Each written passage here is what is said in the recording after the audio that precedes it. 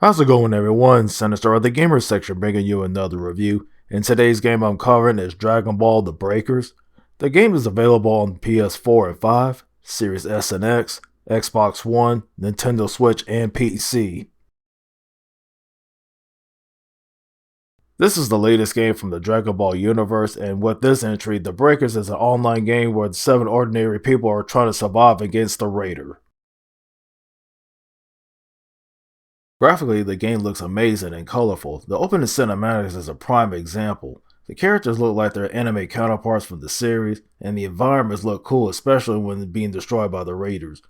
Everything has a shell-shaded look to it to make the presentation stand out. The frame rate runs at 60 frames per second, and you can toggle with the game options to your liking. The music is very upbeat and energetic, just like the series itself. The characters are voiced by the cast from the TV series, and you get to create your character from the ground up, which is a departure from the usual Dragon Ball games, where you mainly use characters like Goku or Vegeta.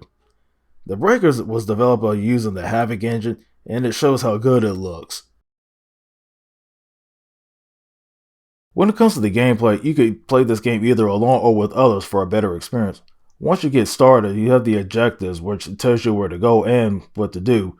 Mainly once you set out and get these keys for the time machine, which is simple enough, but once you use the keys and activate them, it attracts the Raiders, who are villains from the Dragon Ball universe, like Perfect Cell and Frieza for example. They are not easy to take on, because when you take them on alone, or you can avoid them by using transfers, like using heroes like Goku. If you play like with others, it increases your survival rate, which is even better. When between missions, you can relax at the base where you have access to features like email where you can claim items, or train at the hyperbolic chamber, and etc. Also, there are times you can fight as a raider just to level them up. They have their own gauges as well, and you can fill them up by defeating enemies like survivors and citizens. The higher your gauge is, the better your chance are to finish off survivors and eject from the game. It's cool that you can play both sides for the variety's sakes and replay value.